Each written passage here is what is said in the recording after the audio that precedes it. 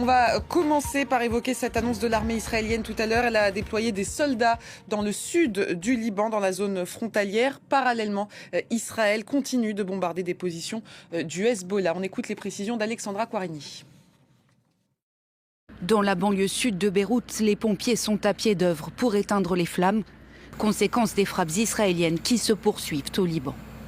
L'État hébreu annonce en parallèle prendre le contrôle de nouvelles positions.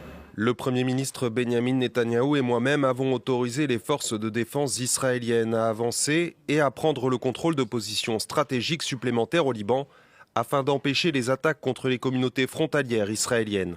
L'armée israélienne était déjà stationnée dans 5 postes avancés le long de la frontière avec le Liban. Mais ce renforcement, présenté comme une mesure tactique par l'armée, marque une nouvelle étape après la salve de frappe qui s'abat depuis lundi sur le pays. Israël affirme agir en représailles de tirs du Hezbollah vers Israël. Des attaques menées en solidarité avec l'Iran, condamnées par le Premier ministre libanais dans une prise de parole lundi. Nawaf Salam a proclamé l'interdiction des actions militaires du Hezbollah.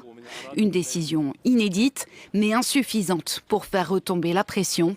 L'ONU, inquiète de cette nouvelle flambée de violence, appelle toutes les parties à la plus grande retenue. Gauthier, face à cette offensive israélienne au Liban, est-ce que le Hezbollah peut résister, lui qui a subi hier les foudres du gouvernement libanais, qui a décidé d'interdire sa branche armée ? Oui. Il n'est pas dit que ça soit ça qui fragilise profondément le Hezbollah.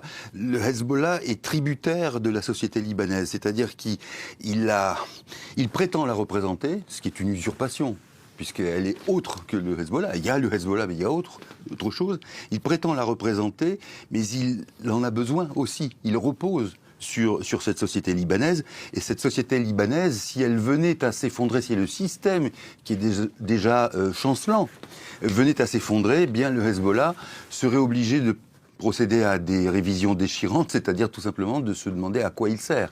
Puisque jusqu'à présent, ça a toujours été le cas, c'était d'être le bras armé, d'être une sorte d'ambassadeur militaro-politique de la République islamique.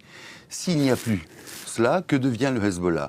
Et là, c'est toute la complication pour ce groupe, qui est un groupe, n'hésitons pas à le rappeler, c'est un groupe terroriste aussi, le Hezbollah. Alors, il y en a d'autres, bien sûr, mais la complexité de la chose, c'est de se dire comment survivre dans un contexte où le parrain iranien est fragilisé.